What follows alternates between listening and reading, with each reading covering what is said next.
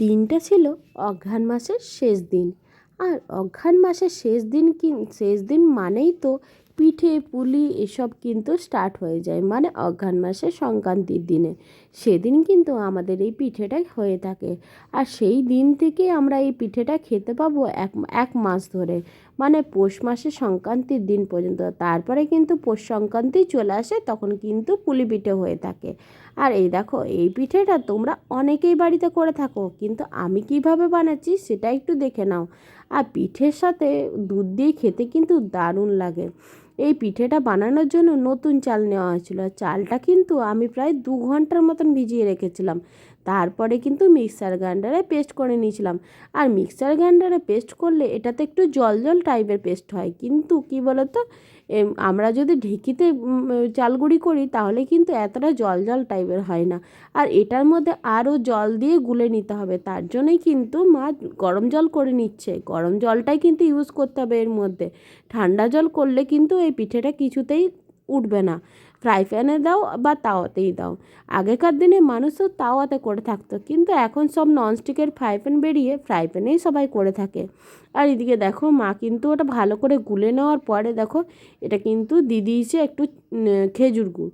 তারপরে খেজুর গুড়টা দিয়ে কিন্তু ভালো করে গুলে নেওয়া হচ্ছে। যেহেতু পিঠেটা একদম জল জল টাইপের রেখে দিতে হবে, তবেই কিন্তু পিঠেটা হবে। মানে পিঠেটা করতে যতটা সহজ, দেখতে কিন্তু অতটা সহজ লাগে না। দেখো, এরপরে কিন্তু এটা ভালো করে গুলে নেওয়া হচ্ছে। আর এটা কিন্তু একটা হাতা দিয়ে ভালো করে গুলে নিতে হবে, একটুও ডেলা ডেলা থাকলে হবে না। এটা কিন্তু ভালো করে যেন মিহি করে পেস্টটা বানানো হয়। তারপরেই দেখো, এর মধ্যে কিন্তু নুন দিয়ে দেবো, হালকা পরিমাণ চিনিও দিতে পারো, কিন্তু আমার চিনি আর দিইনি, যেহেতু খেজুর গুড়টা দেওয়া হয়েছে। মানে নলেন গুড়টা এখন যেহেতু সবসময় নলেন গুড়ই পাওয়া যায়, সেই জন্য কিন্তু নলেন গুড়ের সিজনে মানে চিনি দেওয়া এটা কিন্তু মানানসই হয় না, তাই জন্য কিন্তু চিনি দিইনি, নলেন গুড়টাই দিয়েছি আমরা। তারপরেই দেখো, নুন দিয়ে দিচ্ছিলো, প্রায় 1.5 চামচের মতো নুন দেওয়া হলো। আর নুনটা কিন্তু ভালো করে গুড়ির মধ্যে গুলে নিতে হবে। তারপরে দেখো, একটা ফ্রাই প্যান গ্যাসের মধ্যে বসিয়ে দেওয়া হয়েছিল। তারপরে কিন্তু গ্যাসের ফ্লেমটাকে কিন্তু এটা হাইতেই রাখতে হবে, যেহেতু ওটা আঁচটা উঠতে হবে, মানে তাওয়াটা যাতে গরম হয় বা ফ্রাই প্যানটা যাতে গরম হয়, সেই জন্যই কিন্তু গ্যাসের প্রথমে আঁচটা উঠিয়ে দিয়ে তারপরে কিন্তু একটু লোতে করে দিতে হবে। আর এই দেখো, এর মধ্যে কিন্তু আমি দিয়ে দিলাম এবারে পিঠের মানে গোলাটা। এরপরেই দেখো, ভালো করে এটা কিন্তু একটা কোনো পাতলা কাগজের সাহায্যে হোক বা অন্য কিছু দিয়ে হোক, এটা কিন্তু ভালো করে চারিদিকটা মেলে নিতে হবে। প্রথমে কিন্তু চারিদিকটা মেলতে প্রথমে অসুবিধাই হচ্ছিলো, যেহেতু পাতলা কাগজ সেইভাবে দিলে হয় না। এটা কিন্তু তালপাতা দিয়ে বেশি ভালো হয়। এখনকার দিনে তালপাতা কোথায় বা পাওয়া যাবে, আর আমাদের এখানে তালপাতা কোথায় বা পাবো, সেই জন্যে কিন্তু পাতলা কাগজ দিয়ে করা হয়েছিল। তারপরে দেখো, এটা কিন্তু 5 মিনিটের মতন ঢাকা দিয়ে হয়েছিল। আর ঢাকাটা খুলেই দেখো কীরকম একটুখানি হয়ে গেছিলো, এটা একটু ধরে গেছিলো। কেন বলো তো, প্রথমের পিঠেটা না বুঝতে পারা যায়নি।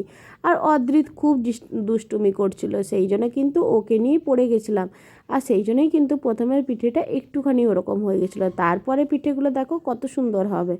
কিন্তু কি বলো তো, প্রথমের পিঠেটা ধরে গেল, পিঠেটা কিন্তু ভালোইভাবেই তোলা গেছে। আসলে ননস্টিকের তাওয়াতে কিন্তু পিঠে ভালোই হয়।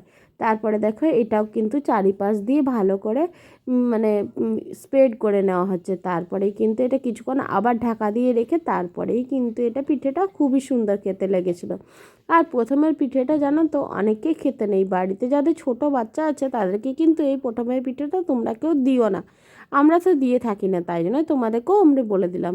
আর এই দেখো, পিঠেটা দেখো প্রথমে একটুখানি গুলিটা হয়ে গেছিলো, গোলাটা কিন্তু এক জায়গাটা খালি হয়ে গেছিলো, সেই জন্য মা আর একবার দিয়ে দিল। তারপরে কিন্তু ঢাকা দিয়ে দিয়েছিলো, দিয়ে পিঠেটা সেকেন্ডের পিঠেটা কিন্তু খুব ভালো হয়েছিল দ্বিতীয়বারের জন্য।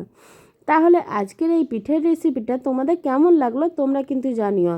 আর এই অঘ্রাণ মাসের পিঠে খাওয়ার নিয়মটা কার কার বাড়িতে হয়ে থাকে সেটাও কিন্তু জানিও। আমার ভিডিওটা তোমাদের কেমন লাগলো তোমরা জানিও। টাটা সকলকে, সবাই ভালো থেকো, সুস্থ থেকো। আবার তোমাদের সাথে অন্য একটি ভিডিওর সাথে দেখা হবে। ততক্ষণের জন্য তোমরা সবাই ভালো থেকো। আর আমার পেজটাকে যারা এখনও ফলো করোনি তারা কিন্তু ফলো করে দিও। টাটা সকলকে।